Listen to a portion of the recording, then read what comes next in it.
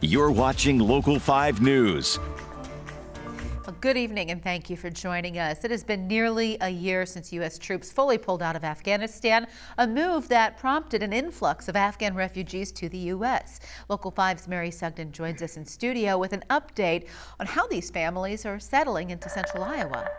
Stephanie, Des Moines Refugee Support says there's still an immense amount of resources needed for Afghan families to settle into our community.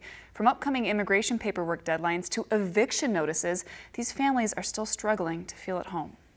It just feels like constantly putting out fires instead of being able to kind of get ahead of things. Des Moines Refugee Support founder Allison Holman says her organization meets refugee families once they've encountered a major hiccup and need help. Several families have been given eviction notices due to being over the occupancy limits, and others because housing just isn't affordable and they're not able to make ends meet. And while the organization worked with impact to get rent assistance for these families, it's not a long-term solution. But that's only for a few months, and their funds are running low and going fast. So I have no idea what we're going to do once those funds run out. And then there's the issue of paperwork. Many families are inching toward the year deadline without having the experts needed to help them cross the T's and dot the I's.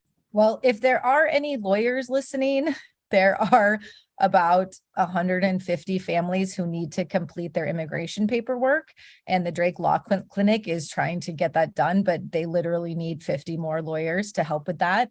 If those documents aren't completed, it means a major loss. There's no one officially assigned to helping them navigate that, and then they lose their food assistance, Medicaid, any services that they were receiving. And with the school season approaching, families need to enroll, but most registration is only offered in Spanish or English, leaving families in the dark. If they aren't officially registered, if they haven't done the online registration, then they don't get busing and they don't get pushed out the information that they need about when is the first day of school. Now, on top of all of this, these staffers say there's still some other major needs, like dentists who accept Medicaid. They say many of these children still need major dental work. And there's also the issue of transportation, and even for families who've been able to secure a vehicle, getting a license or insurance proves difficult as well. Mary Sugden, Local 5 News, We Are Iowa.